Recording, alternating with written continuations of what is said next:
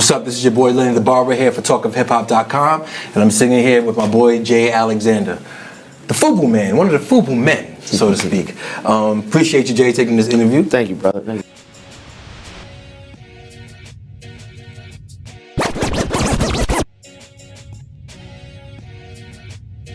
Well, always. And first thing I want to say is thank you very much for taking this interview, and congratulations on your success. You guys have been in business for how many years now? Dating me. We about 23, 24? 24 years. I mean, 20 technically, years. although it's probably a little more than that. Okay. But, you know, if you really want to officially say, you know, when it actually went into commerce and we was really making some, actually we was in this office, so it's about 20-something years we've been in this office. Wow, that's a long time for a clothing. I'm not talking about the house. You know, back in the days, you know, square one, we started in the house, and that's like, we well into 25 at least years. Wow, that's crazy. And, you know, again, congratulations, because I don't even know how many companies have been around for that many years, period. That's true. Nonetheless, clothing companies, that's true. You know. And the fact that you guys have been able to segue, you know, this clothing company into other businesses, I mean, I know Damon has whatever he has going on, you got what you know, that's to be commended, man. And what do you believe was your key to success from day one, from the time where you guys were in the house, so to speak? Like, did you guys feel like you were going to be here 25 years later? Was that the plan, or did you guys was like, yeah, I was going to put this clothing line out, and you know? Well, to answer that question, you kind of have to understand the origin of who we are, you know, as individuals. Myself, David, Keith, Carl. We came up in a society where it was about entrepreneurship. It was about, you grew up with the OLs and the Run DMCs, and you saw them doing different things. The culture dictated what was needed. Right. And we filled that void. Right.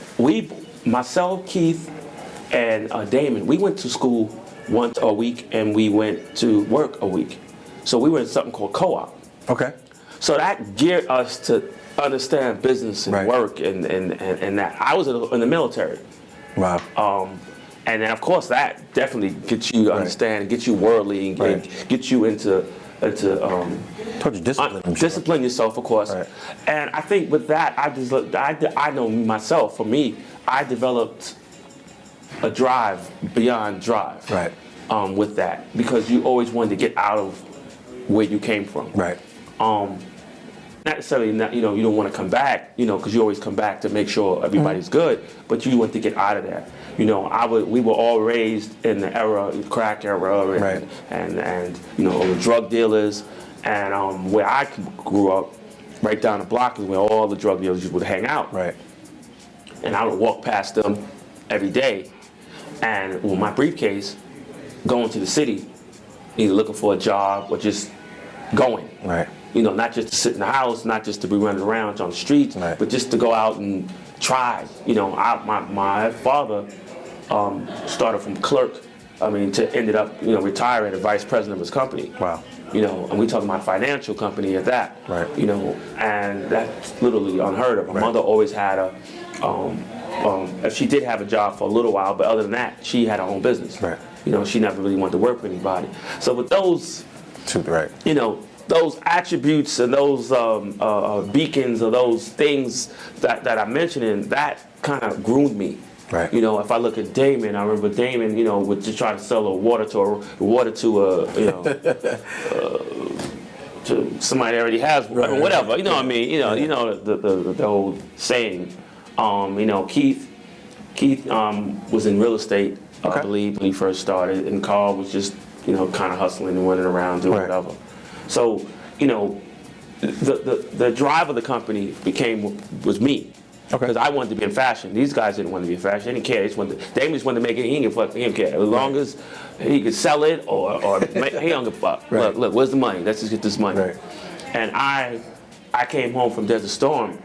I went to FIT and I said, "No, listen, like guys, because Damon was making some hats, and said, Fubu on it. FUB, Forest Fire, that's cool. So you just making hats, we could turn this to a line. Right. He's like, well, I don't know how to do that. And I was like, well, I don't have any money, I'm done. I was like, all right, well, I got into a car accident when I was in the military, so I got on a medical discharge. I took my $5,000, actually I got $7,000 from my accident. I gave him $5,000, so let's start this business. Wow. I kept the rest and bought some suits and bought some clothes, whatever it is. What you know, back in the day, you got to buy some clothes. Right. And from there on, wow. We moved on. I mean, that money ran out, and then we wound up doing something else where he wanted to mortgage the house and all that stuff like that. And that's the corporate story. Right. But the day one story is how it happened. That's incredible. So with all that, I'm going to FIT and I'm working and I just going on around the world. So you're groomed to think a certain way. Right. Damon was groomed to think a certain way and to do certain things. And we were the driving force to make it happen. And did you guys design the shirts as well? Did you? Yeah, we did everything. Well, what we did was first we tried to manufacture. In the beginning, we wound up opening up a factory in our house. Well, in his house, because we all lived in one house at the time. We would cut the tags on shirts, and we would get them embroidered, or we would make them have someone. We did some polo fleece items and some velour suits, and we would have some ladies come in. I don't want to say Spanish ladies, but they was all Spanish, and they would sew it, and we had a regular normal manufacturing, facility in the living room. And when at that point, were you guys selling to your community? Did you? Oh, we were selling. You know what's funny? One of our main, one of the main stores that we sold to, that was owned by a guy named Macho, which is manager to Fat Joe. So they both own that store. So we used to sell to them, and they were one of the guys that we went to. And that's how we still have a relationship with them for this, to this long. Wow. That's a long time ago. That's a good story. I didn't know about that. Yep. One of the first stores. We would sell on Jamaica Avenue. We would sell the stores. We would go in and say, listen, we put it on consignment. I was learning the business as I was doing it. Right. These guys didn't know nothing because they wasn't in school. They just like, look, Damon only knew if I give you something, it cost $10. How much did it cost me? I made this much money. So he knew. That's all he really cared about. So the dynamics of cut, sew, manufacturing, and all that stuff had to fall on me. Right. And we made it. So obviously we made it. Yeah, obviously. Yeah. So back then, one of the stories that I was told or that I heard about was a very influential figure in hip hop that kind of helped you guys catapult to the global state. Right. And I was told that was LL Cool J. Correct. Did you guys grow up with him as well, or he just liked your clothes? Now there's two different stories about with LL as far as knowing him, because I had a relationship by knowing him, and Damon and Keith and Carl had a separate relationship. Okay. Their relationship. Let's go with theirs first. Their relationship was he would go on tour and they would go hang out and wherever they can go drive to and party and have a good time. My relationship was more so a lot different, a little more. Actually, a lot different. Let's just say that. So I used to rap. Okay. Funny, right? Like every kid used to rap. Everybody used to rap. I probably still remember a bit of my first. Right. So LL's best friend back in the days was his brother was my best friend, and we were in a group. Okay. So L was in a group as well. So L used to be at the house, and L would, kind of critique us and say, hey, you got to do this, and you got to say, if you really want to rap, you need to say your ABCs and keep saying that over and over and over and rap it. That way, your tongue, the dialogue would come out your mouth and the flow, and then you just take the ABCs and to any beat. And he was kind of, pretty much, teaching us. And the reason why he actually worked with us is not necessarily because, the guys went on tour with him. He did it because I was his brother's, boy. Wow. So I was like, let me help them get on. You know what I mean? And Al didn't really have to do anything, because we were young, we were new, we were fresh. He had people coming at him all over the place. You know, why would you take on, you know, some guys from around the way? You don't know if we were going to get big or not. Right. So, but he did. I mean, I remember the time we cornered him because he was supposed to take an ad, shoot an ad for us, and he was like, "Man, I know." When we was telling, him, the manager was saying that he didn't want to come out because, like, man, I got to do this. I don't want to do this. But he wound up saying, "Fuck it." I told him I was going to do it. I came out. He came out, shot the ad. That was our first ad. And the funny thing about his manager is that I used to work for his manager before L was his manager. So I used to work for him, handing out flyers and posters and putting up posters for a club, the Red Parrot. Get out of here. Yep. So there was so many like weird little you know intricacies that just. So you always, when you look back on hindsight is 2020, you look back and you're like, okay, you know, I knew him, I knew him, and it just all just kind of came together. So it was ordained regardless. Right. It's just go through the flow and not to be super duper, you know, spiritual, but you know, the path, it is what it is. Word. You know, as long as you got faith. And did you guys feel the heat after that ad came out? Did you guys feel the difference in? Well, not necessarily yet. No, I mean we started getting, you know, orders here and there, but it didn't necessarily, because back then, you know, we didn't have enough money to put it on in every, you know, every magazine, right. So you kind of limited. But we didn't really feel it until the Black Expo that we did. And then from the Black Expo, we didn't really, for second to that, we didn't feel it till we went to Magic for our first time. Really? And we went to Magic, it was like, whoa, you know, this is crazy. So, you know, each buyer would tell another buyer, hey, I see this new line, you better go check it out. You know, wow. And this just started snowballing. And then I'm doing the fast version. Were you still in the house at that time? Still in the house at the time, yep. We wound up putting, because now we went to Magic. I'm fast forwarding, of course, the fast version. We went to Magic. We got about $100,000 worth of orders. Okay. And I was like, how the hell are we gonna fill that? So then we started putting ads in the paper and stuff like that. And you know, of course, you know, the story is always the slime balls come and they try to, you know, okay, give me 100% of your company and I'll give you, you know, $5, you know, whatever. But we wound up hooking up with a company called Samsung as a distributor. Okay. And they came in and, you know, they didn't take us the first time because they were like, oh, I'm not sure about these guys. You know, they wasn't really sure. Because they were actually in talks with another guy named Sir Benny Miles. Okay, yeah. And, Sir Benny Miles was supposed to link up and be the next guy. Right. And that didn't work out for some reason. So they came back to us because we were still going to, see, I'll drive and I'll look, we're going to be right. We're going to keep going. And we wound up just going. And they was like, well, look, let me call those guys in here again. Call us back in here. And we cut a deal, and from then on, we'll open the office here, and it's been the same building, and it's been that from ever since. Wow. Still partners to this day.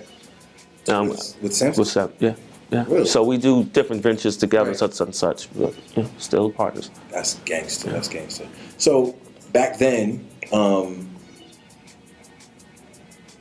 do you remember who or what influenced you to love hip hop? You couldn't help it back then. You could, you know, that's just what it was. Right. I mean, you look at now what people, you know, the millenniums, you know, grow up on, and it's almost like I call it art imitating life. Mm-hmm. You know, they see what we have done and they go, okay, that's what I'm gonna do. Right. But then they don't even know why they're doing it. Right. There's no authenticity to it. Right. You know, but one thing we do is we acknowledge our forefathers. Right. You know, so, and we grew up in it, meaning it started, not necessarily 100% started with us, mm-hmm. but if I can walk down a block and see Run DMC, right. and they're not, you know, as far as age, not that, we're kind of close. Right. I mean, not, well, maybe he's like 10 years older than me. Yeah. Okay, but that's still close enough, you know, but it's relatable. So we grew up in that, right next to them. Wow. You know, so hip hop is engraved in you because you were you were the renaissance of making it happen. You were the catalyst to make it happen. And you feed into that. Now, like I said, within there's no authenticity to it. It's just ramble. Then there were different, I think it was people were more accountable. It wasn't just about, I make a record because I want to make some money. You know, it wasn't like, you know, no disrespect to people nowadays, but it wasn't like I have $500 million in my pocket and I'm mad because I don't have another 500 million. I can't make another 500 million because people are downloading my record and for free, and people are this and this, and other sites can give away my music or whatever. So I need a title to charge you $18 a month. You know, for you to buy me more of my music, and I can get that for free. So, what are you really doing for me? You know, I'm sorry you can't buy another jet. My bad. It's my fault. You know what? I'm gonna help you buy another jet. But now I can't even pay my bills because I'm paying $18 a month. You know, it wasn't like that then. That's real. You know, just wasn't. There's a movie, I can't remember the name of this movie, and I always speak about this. And it's where the world, they put these two people, average people, in this type of incubator thing. Well, not incubator, like close them up and said, we're gonna phrase you till, you know, a millennium pass, and then we'll open you up again. You know, fine, open it up, and then you'll, you know, whatever. But something happened, and it didn't work. So years passed, and the world, instead of the world getting smarter, the world got dumber. So these two average people are super smart. They don't even know they're super smart because they're still average and dumb, just, you know, average people. But everybody else is just totally stupid. And I say all that to say, when you listen to a lyric back then, it educated you. Sometimes you even had to look in the dictionary to see what that word meant. The phrases, the melodies, the poeticness of it, you know, all that encompassed and made you, wow, you wanted to listen to it. The beat was great, but it really wasn't about the beat. You want to listen to it. You know, you want to listen to it, and you want to listen to it throughout. Now with the mixtape, I've got my mixtape coming out. Fuck is a mixtape? What's your album? What the fuck are you talking about? Fuck, I'm gonna get your mixtape. Like, it's dumbed down. Imagine somebody saying, DJs made mixtapes. I'm clueless. Listen to the lyrics. 3 words. You know, the level of education is of a 3rd grader. And we're all getting dumbed down. So once it starts getting appealing and you're starting to like it, then there's no progression. There's no progression. Like, we went from, you take it from here, we moved to here, we moved to here. Look at both of us. You know, I started a business, I take my business on to other things. I remember party promoting Cheetah back in the days. You know, now you doing concerts and you know, you changed with the times and you moved on. That's not happening anymore. Everything's in Renaissance. Everything goes around and around and around and around. But somehow it just stopped. And I don't know. I personally tried to find the key so we could start up the engine again.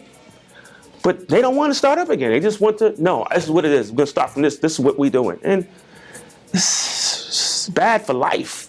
That's just hip hop.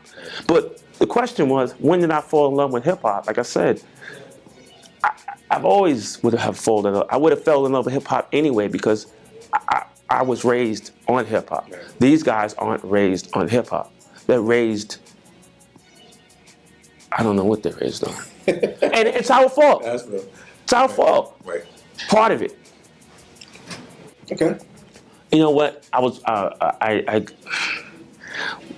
There was that Love and Hip Hop, one of the girls, not Love and Hip Hop, one of them.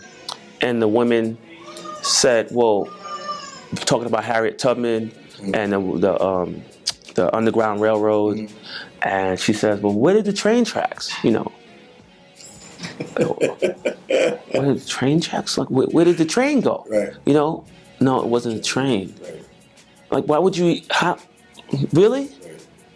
But that's logical to people. Like, well, yeah, but it's a train. Why would I would assume? There's probably a lot of people out here who assume it's a train because we have no love for our history. And now we can start talking about when we start talking black and white, then I can really get Right. super deep. One guy said to me one day, was an actor, very deep actor. And he looked at my, like, he's the type of actor that looks at your eyes and just like your soul is being sucked out of you. Right. And he said to me, I'm trying to do it like him. Now, was integration good for us or bad for us?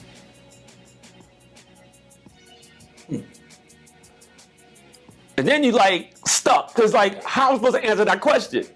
So this is how I answer the question. I said, I do seminars a lot of times. I speak in front of the audience, speak to people, and I'll say this. You close your eyes, right? This is the exercise I do first before I start. And if it's predominantly black, right? I said, you riding down the block. Well, you can't ride on the block and with your eyes closed driving, but whatever. Just deal with me. If you look to the right, you see a Spanish sign. You look to the left, you see a Spanish sign. You drive some more, you look to the left, you see a Spanish sign. Actually, I'm going to the left and I'm putting my right, but whatever. Right, you go to the right, you see another Spanish sign. You see another Spanish. What neighborhood is that? Any neighborhood. No, I'm saying you see a Spanish signs, you see another Spanish sign. And you see another Spanish sign, you need another Spanish sign. You see another Spanish sign, for all miles and miles, you see nothing Spanish signs. What neighborhood is that? A Spanish neighborhood. So, There you go. I'm driving down back a little more, I see a Korean sign. Say Asian. right. And this so I got blanketed. See another Asian sign. See another Asian sign. See another Asian sign. See another Asian sign. What neighborhood is that? An Asian neighborhood. You driving down the block some more, you see a store. You see another store. You see a bank, maybe. You may see another store. You see a house, another house. Maybe see another store. What neighborhood is that? Most likely a white neighborhood. No. Okay. I'll do white. You see a Jewish sign. You see another Jewish sign. You see another Jewish sign. Another Jewish sign. It's a Jewish neighborhood. Jewish neighborhood. Right. The exercise, what I'm saying is, but did you see black people? And where there's no signage. Right. Now you know it's a black neighborhood. The only reason why you know it's a black neighborhood is because you see all you see is black people, right? Other than that, there's no signage. So there's no identity. Right. We have no identity. That's real. So I said, yes. That was my answer. And he said, yeah, you're right. It was bad for us because now we don't know who we are. We're so busy trying to integrate and be with you and you know, I could we want to do the same things you could do. We should just have said, you know what? Fine. You don't want to fuck with me? No problem. I want to drink your water. I do me. Right. And we did that, Black Wall Street, and we all got our ass kicked.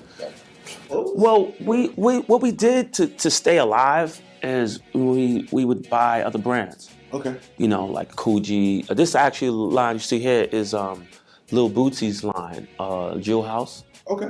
So we manufacture that for him. It's doing all right. Okay. We have a bunch of other stuff, but we're looking to kind of recreate Fubu. All right. We were getting a lot of buzz and a lot of people calling us, and we're seeing a lot of through social media, people actually going to eBay, purchasing items and kind of cutting it down and wearing it because it was pretty big back then. That was the thing, you know.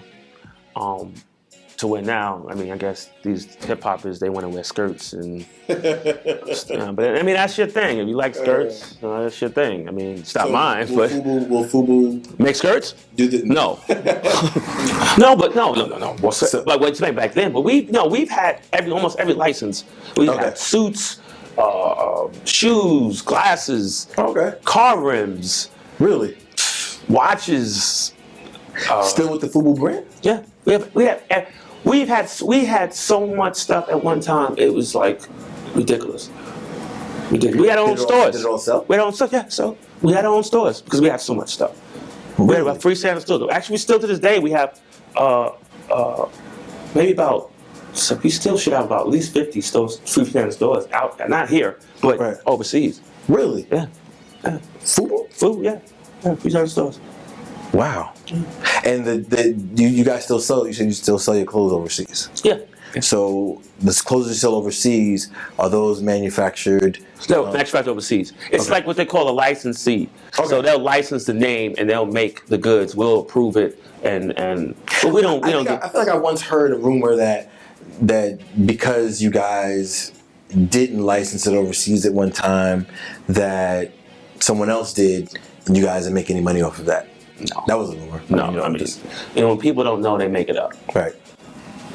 Your name, you guys are getting a check. Yeah, we just get a check. Okay. Okay. License fee, and keep it moving. Okay. All right, cool. But like I said, we at one time we did try to change the name, and because it was a lot of flack, and that goes back to what I was saying earlier about people not appreciating or liking themselves or even knowing their identity. Because if you look at a black brand, right, for 4 brothers came from the same place you came from, they're doing the same things, that's creating the same items that the next brand was creating, and you're going, oh, I don't like that, that's whack. Not because it's whack, Right. just because they're black people and I don't want to wear that anymore. Right. Right. But I don't care, hook or crook, you're gonna make sure you get you something to Nike or Right. Armani or you whatever. can't even identify with those. Right, at all. Right. Right. But so you don't want to you can identify, appreciate, be enamored by, look at their success and say, I can do that too. You can do all that, Right. but you can't. They won't do that. Right. Like now it's, I have my own line. Right. Okay, well, what do you have? Let me see it. So you show me on a loose leaf piece of paper, some scribbled up design, and you tell me that's what you have, but you're better than me. Right. All right, no problem. I'll talk to you later. So, what would be your tidbit of advice to someone in their home with an idea to, for their own clothing line, for their own cologne line, for their own jewelry line, whatever? Like that person that has just an idea that feels like, this is a good idea, but I don't know what the hell to do. I don't know what to do next. You know what's funny, man? I was just on the phone, excuse me, speaking to someone, and she has an idea, but a lot of times with ideas, it's just an idea. One, you have to look at the market. See, people don't do that. They just look at, oh, well, I just want to do this. Why do you want to do that? Why is it even needed? Right. If not, you're wasting your time. Right. Like, one, you have to think about that. And then two, once you decide, get past, see, nobody ever does an exercise and talk about why it won't work. They always talk about, oh, it's going to work because it's going to work. And I'm going to do it. And I'm going to keep driving. I'm going to keep working. People always say that. Right. But nobody says, how do I beat myself down and beat myself in the head and tell me all the reasons why it won't work? And then cancel out each one. Right. Till you start going to the positive, Right. how it's going to work. Right. Nobody goes to that exercise. That's real. No one. Think about it. Do you ever do that? How many businesses you have that you never said, you just said, I'm just going to go. Times. I'm just going to go. Yes. But then you start have problems here and there, but all those things pop up after the fact. Right. But if you did that beforehand, Right. like what we did, we pre-marketed the clothing before it even came out.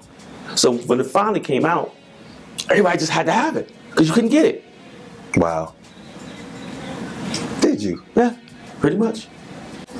So you put it out there, the name. Right, everything. You made it seem like this is what you had to have, but you couldn't get it. So as soon as we we distributed and put it out there, it was like, wow, oh my God. Like That's crazy. That's crazy. That's crazy. That's crazy. So we were doing things. I mean, you remember the LL ad, Right. the LL Gap ad Right. commercial. You remember that? No, what did you do? LL had to do. Gap came to LL and said, "Listen, I want to do a commercial." Right. Right? He's like, "Well, look, I got to deal with this clothing brand. I really can't do that." It was like, "All right, cool." But I said, "All right, we'll let you wear the hat and the Gap ad." And he basically said, "For Fubu in the Gap commercial." He didn't say Fubu. He said, "For us, by us." Right, That's right, our right, acronym, right. which is really us. for us buyers on the low. His words were for us buyers on the low. They didn't know what they don't know. They freaking advertising agency. Right. You know, oh wow, that sounded great. Wow. You know, they don't know. That's But ill. that was the illest marketing. And to this day, you know, people think they doing something. They ain't doing shit. Right. You know, if you talk about clubs back in Cheetah, I would go in there if I was having fun. Matter of fact, I had fun all the time. So every day, every time I went to the club, I would open the bar. Right. We were the first ones to open the bar in the tunnel. Yeah. I Cheetah, remember every that. time I walked in, I was like, I'm not gonna sit there and be selfish and Right. drink for myself. Everybody drink. I'm having a good time. Right. $15,000 a pop. I remember that. Every time I walked in the club. Because I just wanted to have fun, and that built the brand. Right. That made people like, yo, I wanna be a part of that. Right. That's real. That's real. All right. Well, thank you very much for this interview. And again, congratulations on your success. Oh, wait. Before we go any further, what other businesses do you have? What other businesses sprung out from? Give me. I know you probably have 45. No, but can no, you no, give no. me? You know. I'll give you key three ones that I love. Like, Okay. I mean, I have a lot of other things, but like one, my medical marijuana business I love. Okay. That's coming to fruition real soon. Thank Dope. God. Second, I have a marketing company because I like to help. Third, I'm on the actually board of the National Black Chamber of Commerce, and I'm the president of the New York State Black Chamber of Commerce. Wow. So I give back to a lot of businesses, help them kind of grow, mentor them, things like that nature. That's dope. I dabbled on side and did some like accessories, Okay. men's accessories, just to do it because I was Right, bored. right. I did that. I'm actually not wearing it today for some reason, but I don't know why I'm not. But it is what it is. It was kind of hot, so I didn't wear a tie and all that. But Okay. I mean, there's other stuff, but Right. you know, those That's are like dope. things That's that dope. I really like. Okay. I appreciate you, man. Not that I smoke, but you know, I think maybe I'll figure it out. I don't know. We'll see. My the biggest I started a division called Fubu Television. Okay. Verizon, Vios, Dish Network, and Comcast in the Midwest. Okay. Will be airing on by the 18th. It's already aired in Comcast and the Midwest. So what's on Fubu television? What Well, Fubu Television is basically to sum it up, it's everything we just talked about. Okay. It's about, you know, helping the cause, helping the millenniums understand what real television is. Right. I mean, we grew up on you know movies like Boomerang. Right. It showed a captivating audience that you could actually own a business, or you can do marketing. Right. That's when everybody wanted to go into marketing. Right. You know, Right. and it didn't just show you being somebody just being an athlete, or someone just being a rapper. Right. We grew up on BET. We grew up on shows. Different world, and it showed. Look, go to college. Family. Right. That's the type of thing I want to bring back. That's dope. So that way we can maybe start all over again. Right. Change the course of where we're going. Because I feel you. all you see is everyone with a camera in their hand showing for a fight. Right. Right. Ratchet TV. Right. And that's why, I got to stop and say this before. That's why I'm looking at you like, wow, you're an alternative to that. Because people do want to see that. And if you keep going, eventually that stuff is going to just be gone. Right. And then, of course, we'll be the winner, hopefully. Appreciate that. I pray. Yeah. All right. Well, thank you very much. This is J. Alexander Martin from Fubu, y'all. I love my interview with TALKOFHIPHOP.COM with Lenny the Barber. Man, y'all need to check that out. If you ain't check it out, you need to really check it out because it's got some real insight. All right? You're watching TALKOFHIPHOP.COM.